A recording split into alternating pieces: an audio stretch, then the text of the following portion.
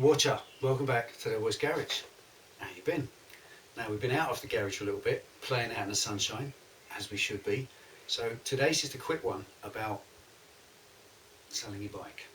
Now a little while ago, we did a video on how to buy a used bike and not get stung, how to HPI check it, what to look for, and how to get that bike underneath you for a fair and reasonable price.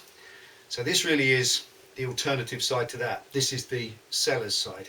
We kept getting a lot of emails from people saying that they're new riders, they've just had their first bike, it might be a 125, they've got their test, they've done their license, they now want to buy a bigger bike. Now what we're finding is, to get rid of a bike, the easiest possible way to get rid of your motorcycle when you're ready to get rid of it is to part exchange it for the next one.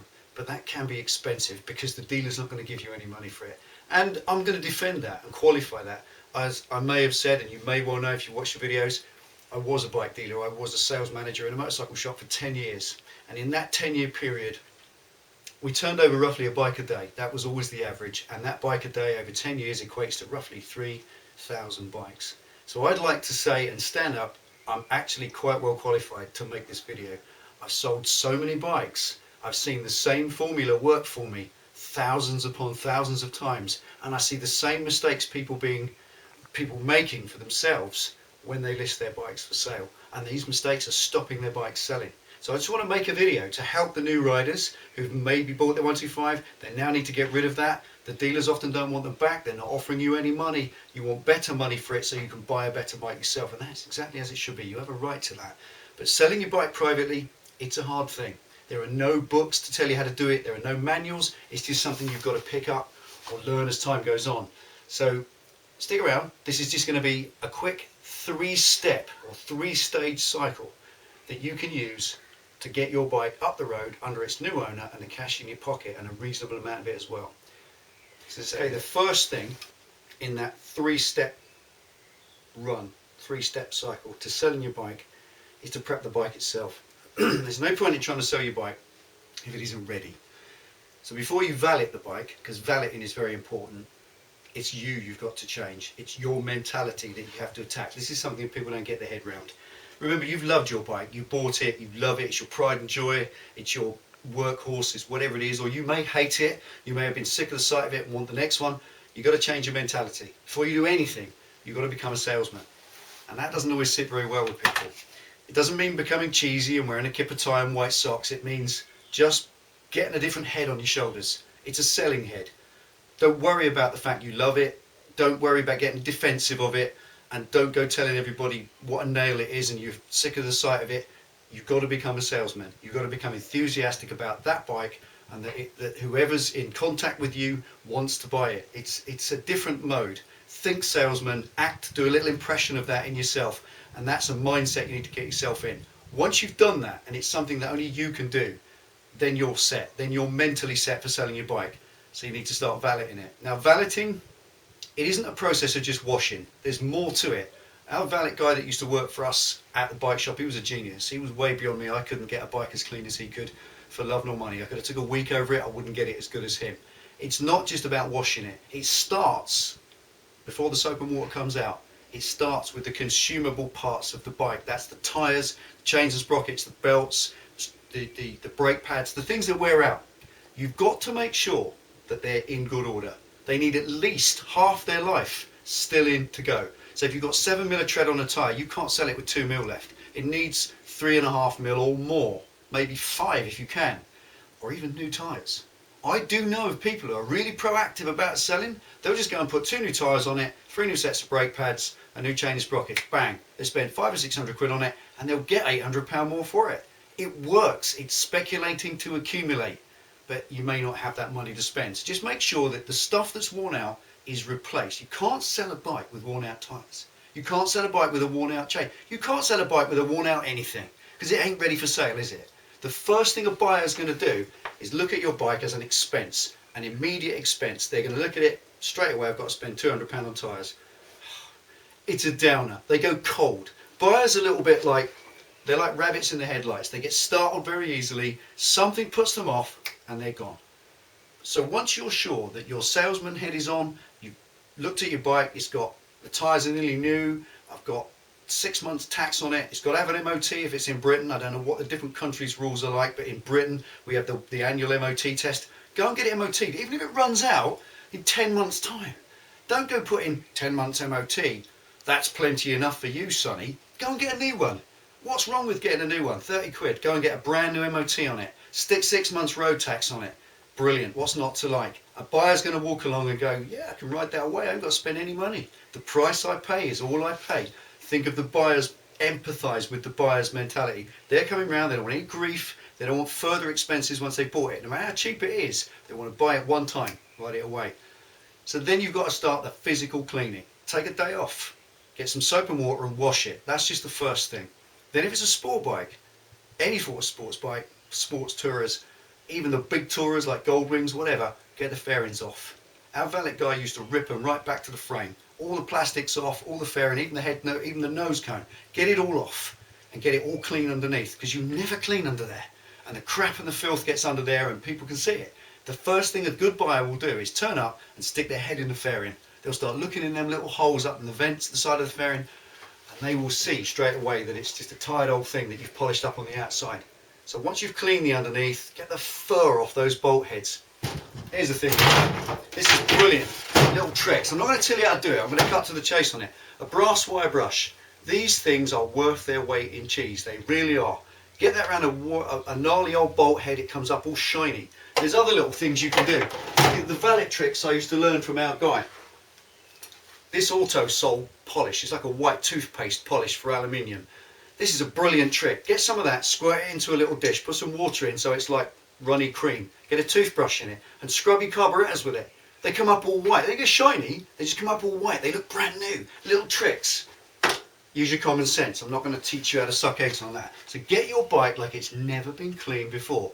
Like you've never known it. So that when you're finished, you don't want to ride it on the road. So that when you're finished, you look at it and think, actually, I'll keep that. It's never looked that good. Bloody hell.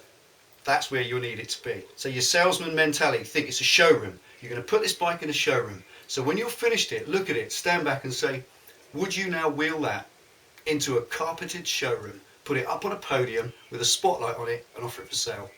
Or is it still too scabby around the corners? Get it clean. Get a toothbrush. Start getting cotton buds in things. I know it's annoying and I know it's time consuming, but it will pay you back in the long run. Now I'm going to cut that one out. That's it. Get the bike valeted.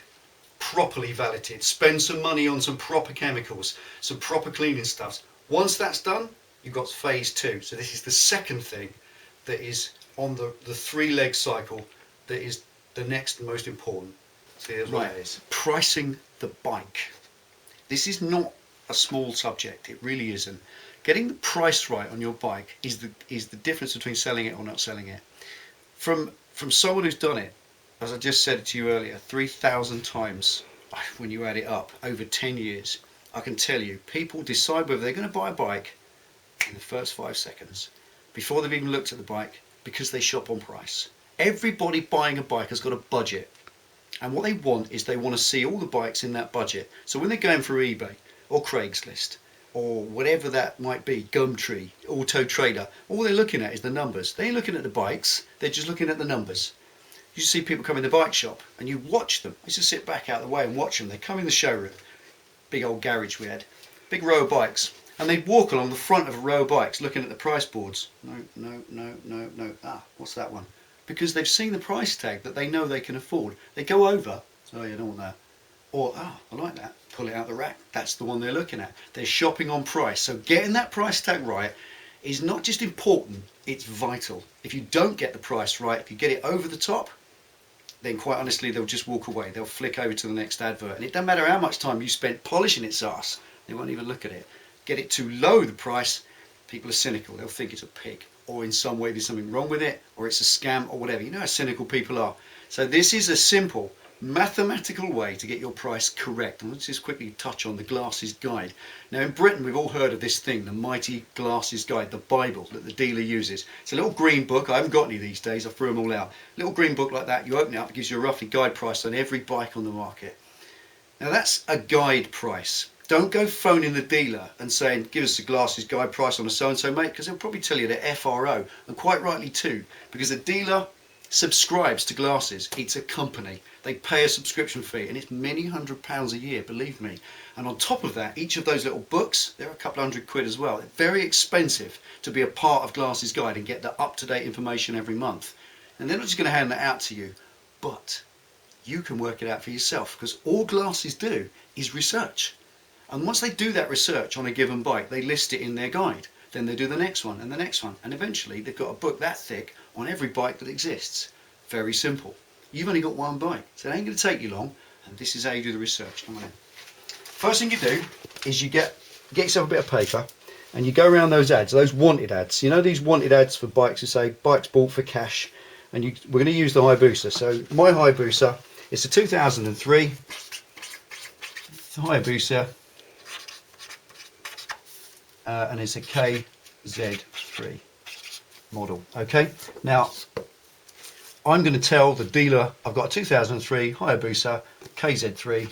What are you going to give me for it? It's got 18,000 miles. What are you going to give me? Now these dealers, these guys are the chaps who go around in the vans. They're the blokes who ride about with a white transit van and a copy of the Daily Mirror in the dashboard, and they just write a checkbook out and they take your bike away. They don't care what it's like. They'll settle your finance for you. They're traders, and these are the bottom end of the market. They're decent people. They work very hard, but they're no nonsense. Don't phone them up for the price of fish, and don't bullshit them. They will just put the phone down. They're proper buyers, and there's dozens of them out there. Ring them up and say to them, I've got this bike. Be honest. You're only kidding yourself. You're looking for an accurate price, so be accurate on what your bike is. It's this, mate. It's got new tyres. I stuck an MOT on it. I stuck 6 months tax on it, and it's a nice bike. It fell over in the driveway. It's got a couple of scratches on one side. Other than that, it's a nice bike. What do you need me for it? And it'll give you a figure. Now on the Hayabusa, they probably offer about £2,600–2,800. So we're going to make that as a no. So we take 3 of those blokes and we take the middle one. So we'll go. The guy's going to offer you 26. The second guy offers you 27, and the third says 28. This is just for round figures. Right, so you take that one. You discount these two. £2,700. That's the bottom price that you've been asked for or offered for your bike. £2,700. That's it. You ain't going to sell it for that, because you'd be a mug to sell it for that. That is the trader's price. You know that guy's going to take that bike. He's going to valet it, because he hasn't seen it. That's a phone price. And he's going to put it in his showroom for another grand. Simple as that, because he's a dealer. That's how he makes his living, and they have a right to that. And I am defending dealers here. I know I've derided them in the past, but I was one, and I know there are bad dealers and there are good ones. But a dealer's job, they put a warranty on it. They have to give you your consumer rights. They give you finance. They give you part exchange. None of that you can do. So they buy them at one price, they sell them at a profit. That's how they feed their babies. Now the second thing is to go at the top end of the stack. Go into the marketplace. Look up the most expensive version of your bike you can find. You can do this on the net. You can do it on eBay. You can do it on anywhere you like. You can find out loads of different places to do this. Just find out. Usually the main dealer is the best. So Suzuki Hayabusa, phone your Suzuki main agent, and look, he's got one up there, and he's got it up for $4,250 because it's one owner. It's got 12,000 miles. It's absolutely pristine. £4,200. Right. So we're going to write that down. This is at the top end. 4,200. Say you find 3 of them. One of them is at 4,1. You know, you can see the principle here of what I'm saying. You pick the middle one and you discount the others. So what we've got there is a top price and bottom price. Okay, 2,700 is the least it's worth. 4,200 is the most. Now somewhere in between those two prices is your bike, and that's why the Glasses Guide is what it says, a guide. Now the first thing I've said to many people is, hey no, just pick a price in between them. So what's in between 27 and 42? Is we're going to cut to the middle, 3.5. Okay, 3,500 quid. It's only an estimate, only an estimated price. So there, that's what we've ended up with. 4,200 is the most your dealer's going to charge. That's for the most mint one. No point in picking bikes that have got massive price tags for ridiculous reasons, some carbon fibre engine or something, or a turbo or whatever. Pick a bike that's like your bike, no extras. That's the same as yours, like for like, I think they call it. 4,200 at the highest, 27 at the lowest, about 3.5. That's roughly where your bike lives. Now, that is your guide. And the reason the Glasses Guide is there is so the dealer doesn't have to do all this sums and research, and he can just pick it out of his pocket, 3.5. Now, this 3.5 grand price, Go into eBay. This is the last way to confirm your price. Go into the advanced listings. That's the advanced section. So look up your eBay page, you'll see advanced. Click on advanced and you'll be able to look in the completed listings. You don't want the current listings, you don't want what they're bidding at, you don't want what they're listing at, or what the buy nows are. All that's BS. It means nothing because they haven't sold. You want the sold listings, and when you go on the completed listings, you'll get those will be in red, haven't sold. Those will be in green, have sold. That is an amazing indicator as to what the market is doing. They're the green ones are the ones that have ridden up the road with a new owner. So you're looking for your 3.5. If what you see when you go on there is 3.1, 3.2, that's where you are. You know, if you list yours at 3.5, the chances are it will sit there and it won't sell. If they're all selling for 3.6, 3.7, 3.5, you can push yours up a little bit. So this is it. Price your bike as accurately as you possibly can. And the final point of that is be flexible. If you've put new tyres on your bike, you're going to feel aggrieved if you let them go up the road. So why not just put a couple £100 on and be flexible on that? If the guy says, look, how much you take for cash? It's 3.7. We've put £200 on for the tyres. Look, mate, 36 is yours. 35, take it away. You've got a deal. Remember, a sold bike is a success. Don't matter how much your bike is, in your view, worth. It's irrelevant until someone gives you that money and drives it away. So we've validated it. We've priced it. Now the final thing is to list it. All I can say on this is not what to say. I'm not going to tell you how to make an eBay listing. It's not relevant. What I'm going to say is what not to do. Don't give your life story. Put your price in. Don't ramble on your listing about you've got piles and you can't ride it anymore, or you've knocked up your girlfriend and you need to buy a pram. They don't care about your life story. Would a salesman tell you all that in a shop? No. He just puts the bike there. There it is, mate. Can I get you a coffee? Would you like to buy it? That's what they're interested in. They look at your listing. They've opened it up. Oh yeah.